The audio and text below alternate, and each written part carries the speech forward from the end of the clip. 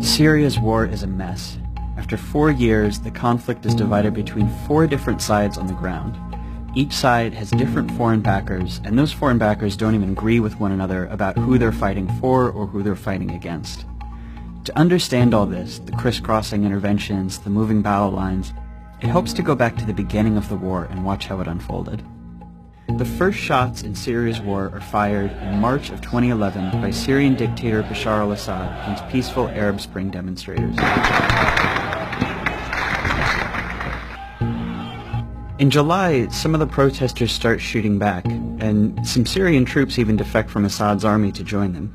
They call themselves the Free Syrian Army, and the uprising becomes a civil war.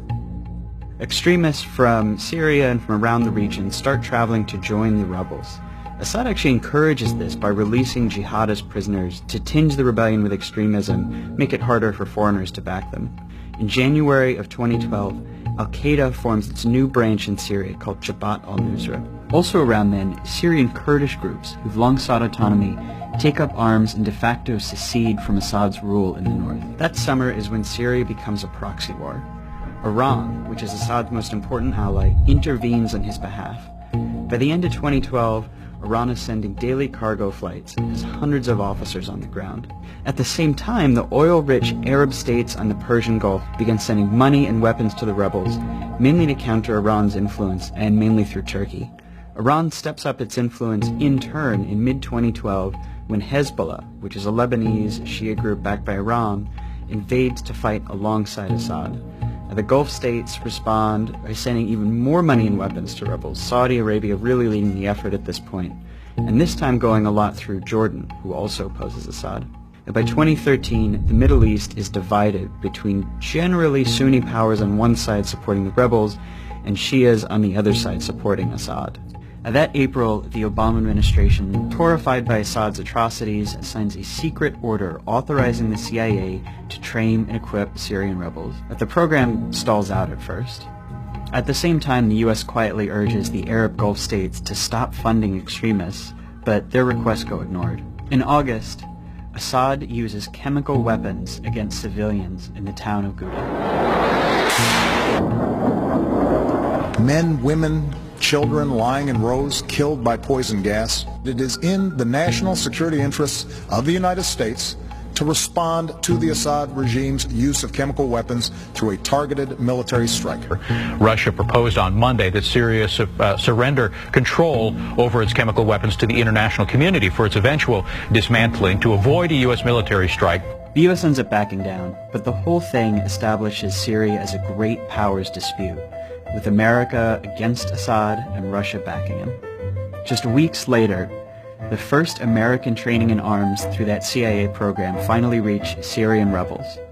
The U.S. is now a participant in the Syrian war. In February of 2014, something happens that transforms the war.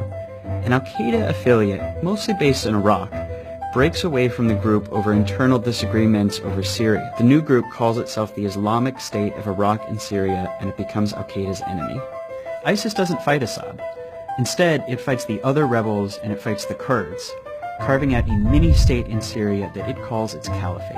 And that summer, it marches across Iraq, seizing territory and galvanizing the world against it. Then, in September, almost exactly 1 year after it almost bombed Assad in Syria, We're moving ahead with our campaign of airstrikes against these terrorists, and we're prepared to take action against ISIL in Syria as well. That summer, the Pentagon launches its own program to train Syrian rebels.